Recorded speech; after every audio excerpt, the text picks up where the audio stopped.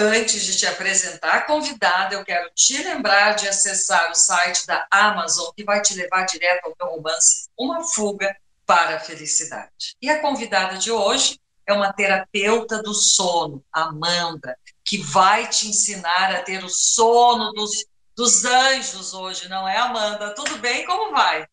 Tudo bem, Rosane? É um prazer estar aqui contigo. Isso mesmo, vamos falar sobre o sono, como dormir bem.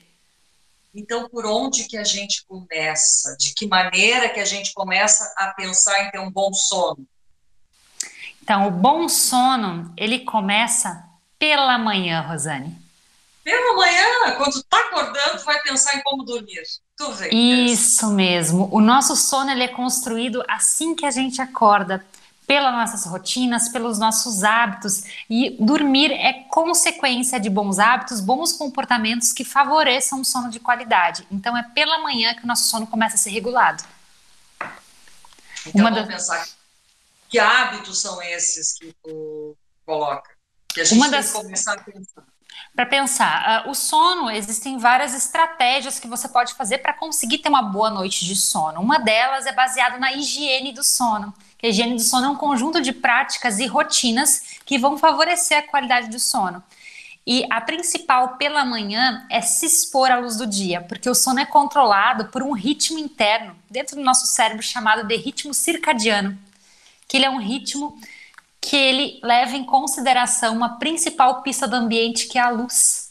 Luz do dia e escuridão da noite. Então, o nosso corpo ele se regula muito pela claridade do dia para se manter alerta. E os hormônios que nos mantêm alertas, como o cortisol, para nos manter ativa, a adrenalina, eles precisam dessa claridade para entender que chegou o dia.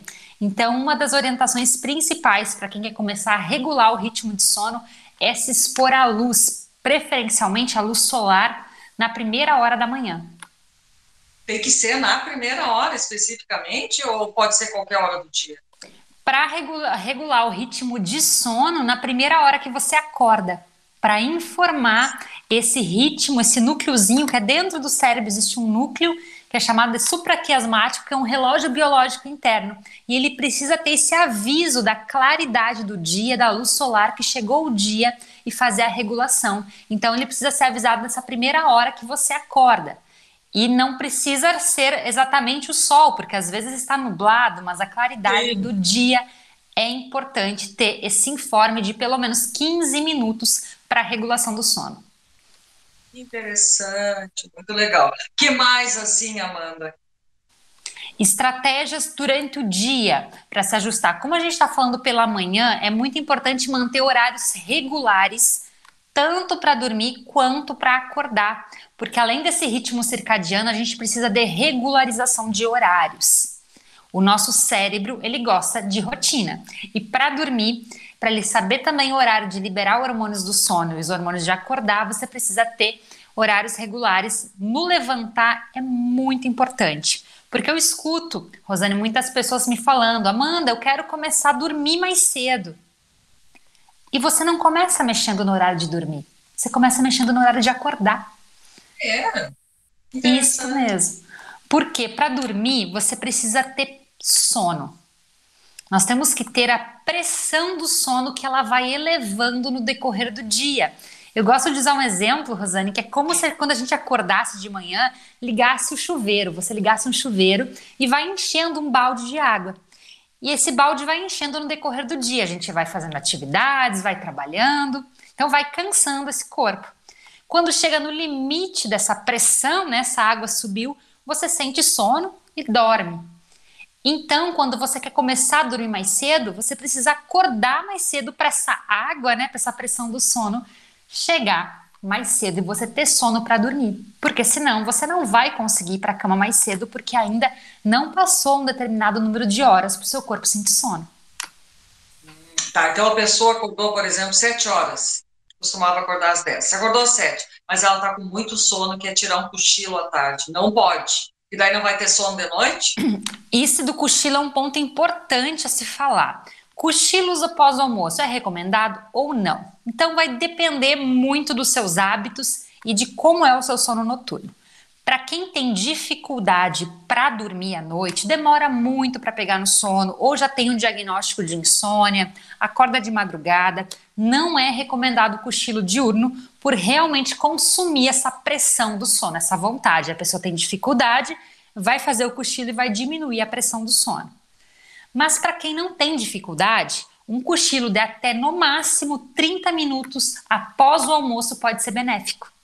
Não vai perdendo o gás para tu dormir à noite. No máximo 30, não é dormir a tarde inteira. Não, Só e por Dá uma relaxadinha. Por que 30 minutos? Porque o nosso sono é dividido em ciclos, em fases que algumas são de sono profundo, sono leve e sono de reparação cerebral. E quando você faz esse cochilo no início da tarde, de 30 minutos, você não aprofunda na fase de sono de ondas lentas. Você fica na fase somente de sono de reparação de energia. Se você passa de 30 minutos, você aprofunda nas fases. Aí você vai acordar como se tivesse passado um caminhão por cima, mais cansado ainda. Interessante. Passou de meia hora, 40 minutos, tu já tem esse efeito de passou um trator em cima de ti. Porque você vai acordar na fase de sono profundo, que é uma fase que tem sono de ondas muito lentas e o nosso cérebro ele fica com uma confusão química quando você desperta nessa fase. Então, em torno de 1 hora você já está em sono profundo, né? 40 minutos a 1 hora. E se você despertar ali, você vai ter essa sensação de cansaço por despertar em sono profundo. Muito bem. Então, eu comecei de manhã, 15 minutos, me acordei às 7 horas, tá? Fiquei lá pegando claridade, pode ser a claridade que vem da janela, 15 minutos, fico ali exposta na janela, no ambiente onde tenha, tá. De tarde não passei de meia hora do cochilo, porque eu me acordei muito cedo. O que mais? O que eu preciso mais durante o dia? Durante o dia também, um ponto muito importante se falar no consumo de substâncias que vão te manter alerta. Cafeína é uma delas. Você que está escutando que precisa tomar cafeína para acordar e não consegue começar o dia sem um café e tem que passar várias xícaras de café no dia, tem que ter um cuidado, porque a cafeína que não está presente só no café, ela está em outras substâncias, como em refrigerantes, em chás preto, chá verde, nosso chimarrão aqui no sul tem cafeína, chocolate. Essa cafeína no nosso corpo, ela tem uma meia-vida, quer dizer que 50% dela ainda vai estar no nosso organismo 6 a 7 horas depois que a gente consumiu. Uma taça de café preto? Isso mesmo. 6 a 7 horas fazendo o processo de te manter alerta, de liberar, manter o teu cérebro, nosso sistema nervoso central ativo, em alerta. Cada pessoa metaboliza a cafeína de forma diferente. Algumas são mais rapidamente, outras mais lentamente. Então, para algumas pessoas, esse tempo tem que ser maior ainda do que 6 a 7 horas. Então, é recomendado quem tem uma dificuldade para dormir, já evitar o consumo de cafeína de 6 a 7 horas, o limite, antes do seu horário de sono. E aí, lembrando que a cafeína está nessas outras substâncias também.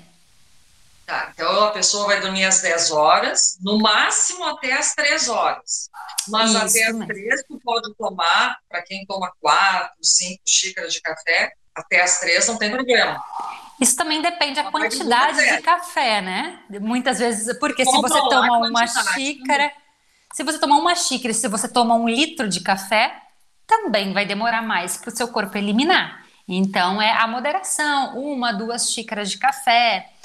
Porque mesmo as pessoas, por dia, porque mesmo as pessoas que não têm dificuldade para dormir, mesmo tomando cafeína, o que acontece? Pode ser que ela não tenha dificuldade para iniciar o sono, mas essa cafeína vai afetar os receptores da adenosina, que são um neuroquímico no nosso cérebro que acumula aquela pressão do sono. Então ele gera uma descompensação desses estímulos e você vai afetar o sono profundo. Você não vai ter um sono de qualidade. Mesmo que você tome cafeína à noite e não tenha problema para dormir, o sono não tem a mesma qualidade. Tá. E me diz uma coisa, que mais? Que outros hábitos eu tenho que mudar na minha vida? Um hábito principal que eu falo é a questão dos estímulos à noite. Agora a gente entra na questão de telas. Excesso de telas. A gente está com essa tecnologia, está sempre conectado com o celular, com o computador, com a internet, uma hiperestimulação. E muitos ouvem falar, tem que desligar as telas tantas horas antes de dormir. Mas o porquê isso? Lembra que eu falei agora há pouco que a gente precisa da luminosidade pela manhã para acordar o corpo e regular o ritmo de sono. À noite, esse ritmo circadiano precisa da ausência de luz para liberar um importante hormônio chamado melatonina, que é um hormônio sincronizador desse ritmo circadiano. E essa melatonina ela só libera, Rosane, no mais completo escuro. E aí nós temos um ponto da a luminosidade que o celular emite, que o computador emite, que a televisão, os eletrônicos em gerais, eles têm um tipo de onda de luz que é chamada de luz azul. Essa luz azul, a gente não percebe que ela é azul, né? Ela é branca, mas ela tem o poder de atrasar a liberação dessa melatonina natural do nosso corpo em até 1 hora, ou 1 hora e meia, os últimos estudos científicos mostrando. Isso quer dizer que, se você leva o telefone para a cama e você dorme com ele, ou está ali, o seu corpo não está liberando o hormônio do sono. Você vai demorar para entrar em estágio de sono profundo e vai acontecer o que eu escuto muito falar. Eu durmo a noite inteira, mas eu continuo acordando cansada. Essa pode ser uma das causas.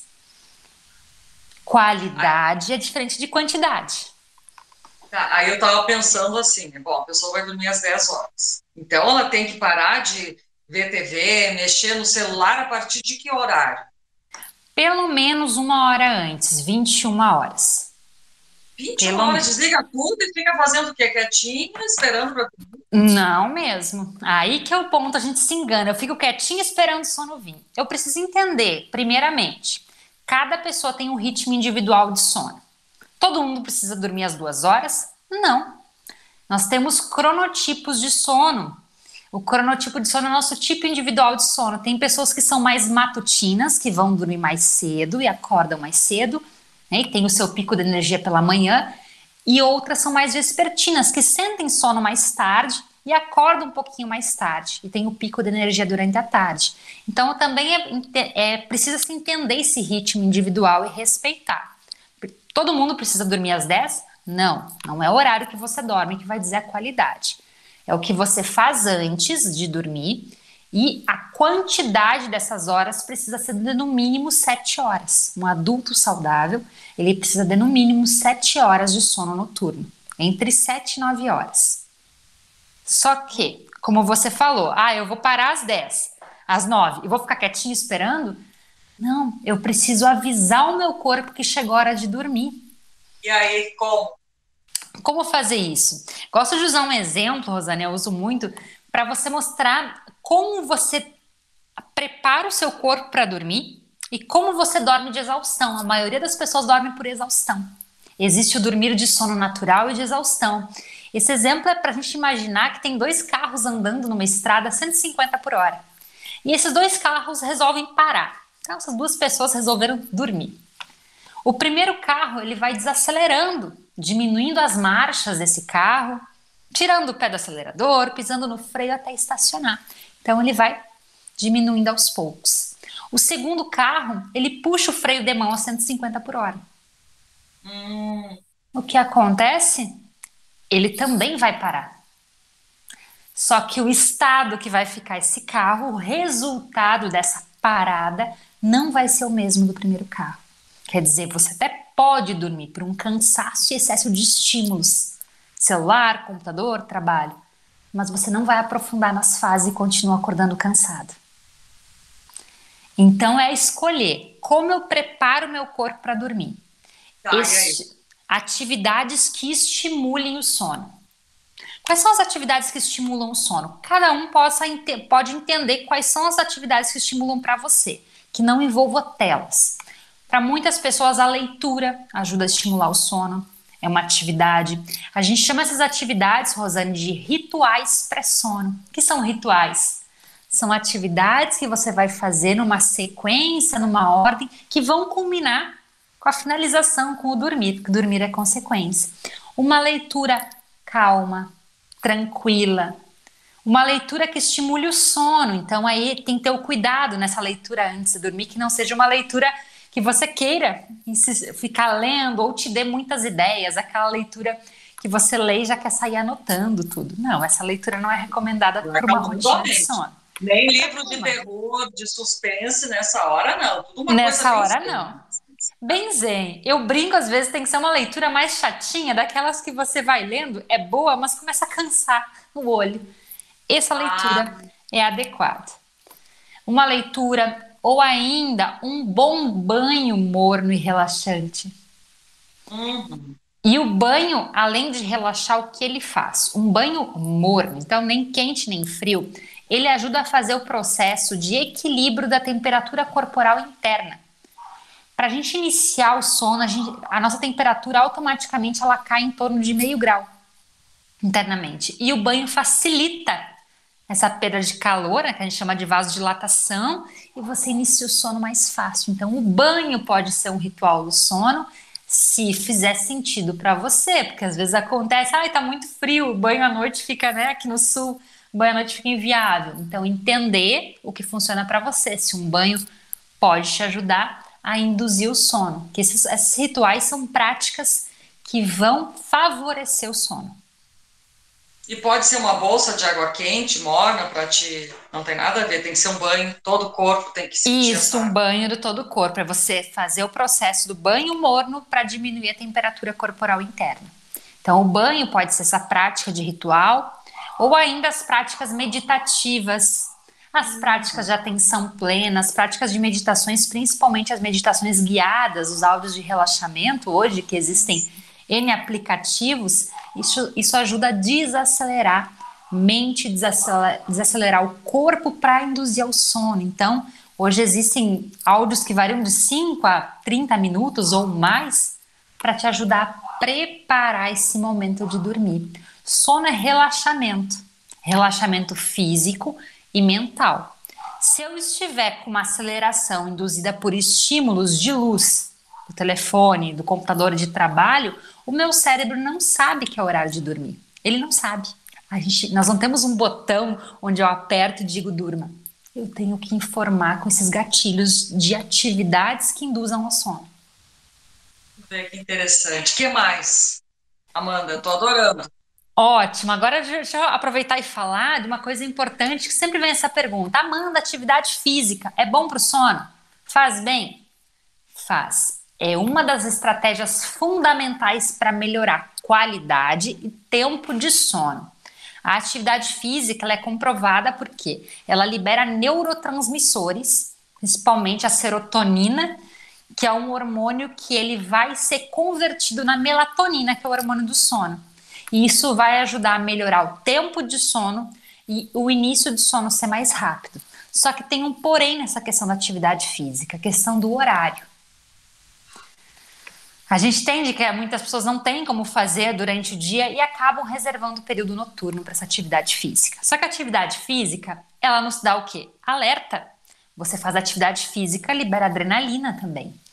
A adrenalina, ela é oposta à melatonina. Ela te mantém muito alerta. O que quer dizer que enquanto você está com a adrenalina alta, o sono não vai chegar. E ela aumenta a temperatura corporal interna. O inverso também do que a gente precisa. Então, quem faz atividade física num período noturno precisa de pelo menos um intervalo de 2 a 3 horas ou mais, dependendo do organismo, para baixar esses níveis de adrenalina e a temperatura corporal interna e o sono chegar. Preferencialmente, eu sempre recomendo manhã ou tarde. Isso ajuda a melhorar o sono noturno. Que interessante, muito bacana. Tá, aí a pessoa fez tudo isso. E a alimentação influi também no teu sono? Também, a alimentação é um outro fator de higiene do sono que precisa ser cuidado. E até hoje comentei com os meus seguidores que eu estou voltando aos bancos da faculdade, cursando psicologia. Agora, a partir desse semestre, obrigada. E a aula é noturna. Né? Período noturno, enfim, finalizar a aula às 10 horas da noite. E a questão da alimentação. A alimentação, evitar extremos. Ou dormir com fome, ou alimentação em excesso. E além disso, os tipos de alimento. Por quê? esse ritmo circadiano que controla o nosso sono e controla também outras funções como a fome, a nossa temperatura corporal, ele começa a desacelerar no final do dia. Então, nosso metabolismo fica mais lentificado. O alimento que eu como à noite não metaboliza da mesma forma do alimento que eu como de dia. Então, imagine que você come ali pegar o gaúcho aqui, o churrascão à noite. Aquela refeição ou um prato de massa, enfim, um carboidrato, ele leva pelo menos 2 a 3 horas para metabolizar. E você não vai conseguir entrar em sono. O contrário, se você ir dormir com fome, tá aquela barriga roncando e você sente a sensação de fome, também pode te impedir. Então, um intervalo ideal seria pelo menos 2 horas entre a sua última refeição e o sono. Evitando alimentos com açúcar, excesso de açúcar, muito carboidrato, ou ainda comidas apimentadas, chocolates que vão liberar tanto a cafeína aí no chocolate, quanto os apimentados que podem gerar refluxo e um aumento da temperatura corporal interna. Então é preferir alimentos mais leves, que isso vai ajudar no seu sono. E já falando em alimentação, a gente traz o líquido, consumo de água. Pode ser líquido, você tomar líquido em excesso ser uma da causa dos despertares na madrugada. Você ir várias vezes para ir no banheiro. Tomo água, né? Recomendação tomar pelo menos 2 litros de água por dia. Mas você vai tomar esses 2 litros no período noturno? Não, você vai dividir. Não. Porque até se você deixa horas, então, uma hora no máximo antes de dormir. Uma quantidade moderada, e se estiver com a boca seca, claro, não vai ficar com a boca seca, mas é o quê? Toma um golinho, bochecha água na boca, né? Deixa repousar, apenas para hidratar a mucosa, mas evitar próximo ao horário de dormir, aí pelo menos 1 hora de intervalo, para conseguir você não ficar levantando para ir no banheiro por diversas vezes, que isso fragmenta o seu sono, quebra os ciclos de sono. 1, 2 vezes é perfeitamente normal, tá? Pode acontecer. 1 até 2 vezes, mais do que 2 vezes já pode identificar que se você vai ao banheiro, um excesso de líquidos, aí uma ingestão de líquidos excessiva. Tá, e me diz uma coisa, e essa pessoa que tá fazendo tudo que tu tá dizendo, tá tudo direitinho, tá seguindo, tá anotando ali no caderninho, aí chega de noite, acorda, porque teve que ir no banheiro, aí volta, bate aquela ansiedade. O que essa pessoa faz? O que tá faltando, então? Ela fez tudo direitinho. Tá faltando muitas vezes é o quê? O gerenciamento dos pensamentos, eu falo muito com meus mentorados. Porque entender, você voltou no banheiro, não tá conseguindo dormir. O grande problema das pessoas que não estão conseguindo retomar o sono é insistir. Achar que o sono é uma obrigação. Dormir não é obrigação. Que legal. O que é então? O que é? Quando a gente faz o processo de eu vou pra cama, ou no ir para a cama ou ainda na madrugada, quando eu fico insistindo e tentando dormir, isso gera uma obrigação, gera um estresse. Esse estresse começa a alimentar uma ansiedade. E isso vai fazer o quê? Liberar cortisol.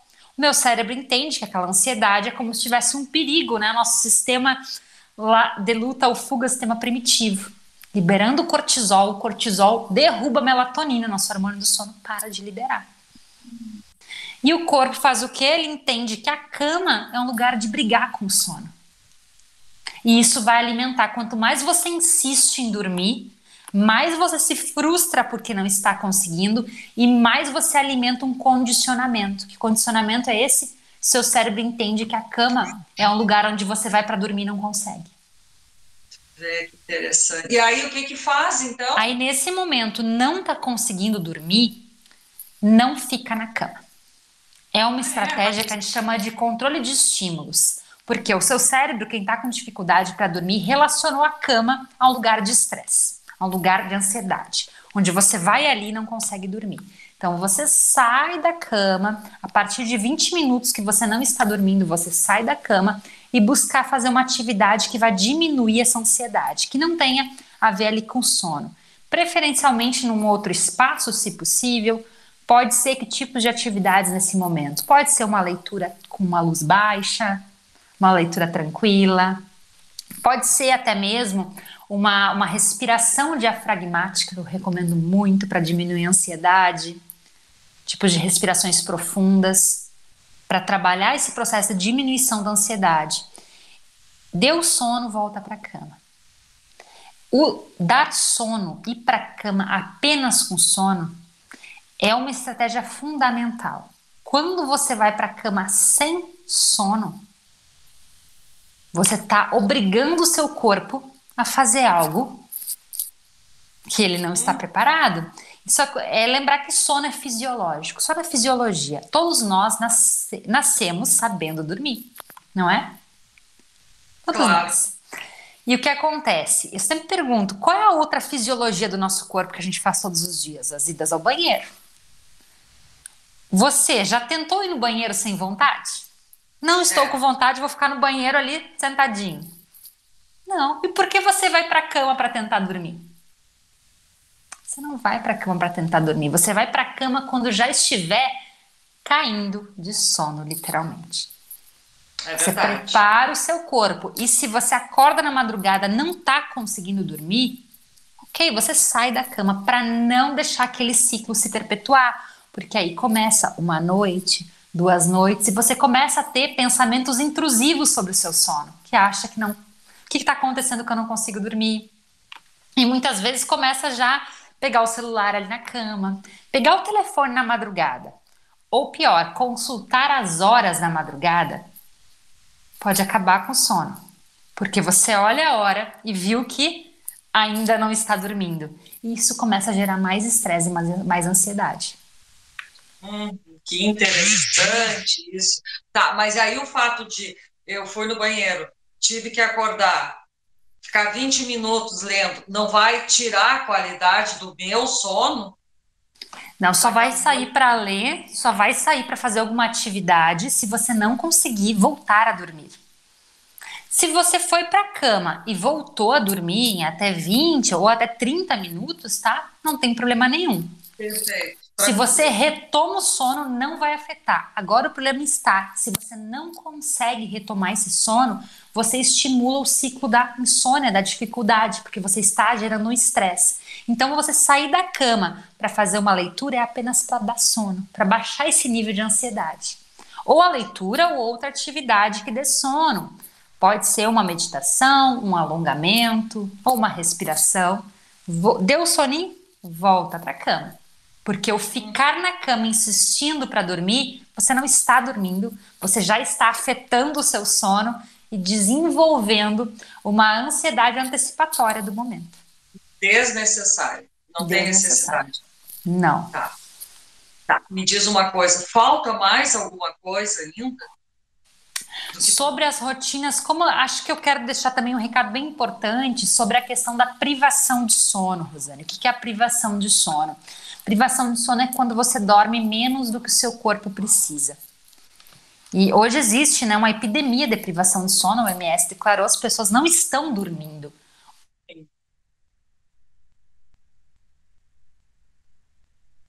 Elas estão, ou porque elas ainda não estão mesmo conseguindo devido a uma insônia, já é um outro patamar. Mas a privação, ela pode causar efeitos devastadores na saúde. Você não ter uma quantidade de sono e uma qualidade do sono aumenta o risco de doenças cardiovasculares, aumenta o risco de diabetes, obesidade, problemas de memória. E os últimos estudos já comprovaram também que a doença de Alzheimer, problemas de sono crônicos ao longo da vida, pode ser um dos fatores de risco também para o desenvolvimento da doença, porque é durante o nosso sono que o nosso cérebro acontece essa reparação e consolidação da memória.